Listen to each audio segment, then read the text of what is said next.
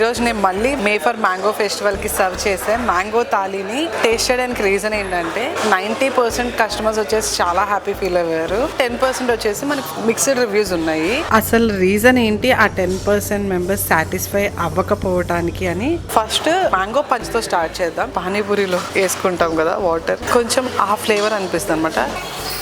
It's a very natural drink. Kids will also love it. ఇది mango flavour bobbattu. Nice.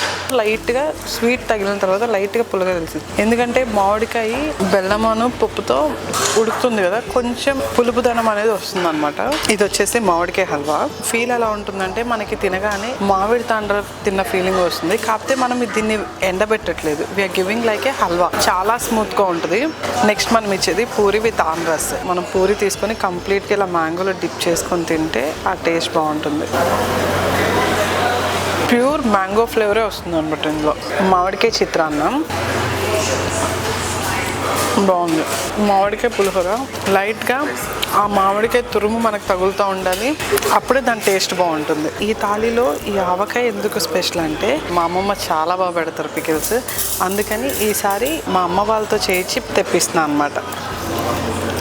ముద్దపప్పు ఆవకాయ నచ్చిన వాళ్ళు ఎవరు ఉంటారు. నెక్స్ట్ మాగాయ పికిల్. ఈ ముక్క పులుపు కొంచెం బాగా తెలుస్తుంది, ఎందుకంటే మనం ఉప్పులో ఊరబెడతాం కాబట్టి. ఈ బెల్లం మామిడికాయ కొంచెం తీయగా ఉంటుంది అనమాట. ప్యాలెట్ని బ్యాలెన్స్ చేయాలని చెప్పి మనం ఈ బెల్లం మామిడికాయ పెట్టామన్నమాట. పాలకూర మామిడికాయ పప్పు ఇస్తున్నాము.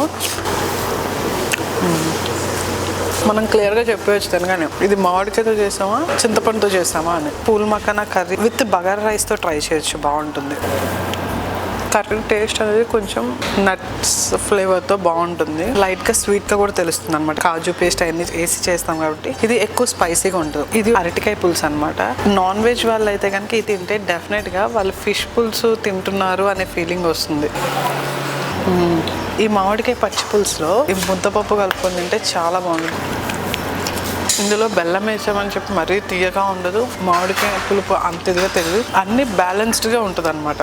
మామిడికాయ పెరుగన్నం, రసం మామిడికాయ యూజ్ చేసి పెరుగన్నంలో కలుపుతున్నాం. అండ్ బంగినపల్లి మామిడికాయల ముక్కల్ని పైన పెట్టిస్తున్నాం అనమాట. మ్యాంగో డిలైట్, దీనికి మనం ఆల్ఫాన్సో అండ్ బంగన్పల్లి రెండు యూజ్ చేస్తున్నాం.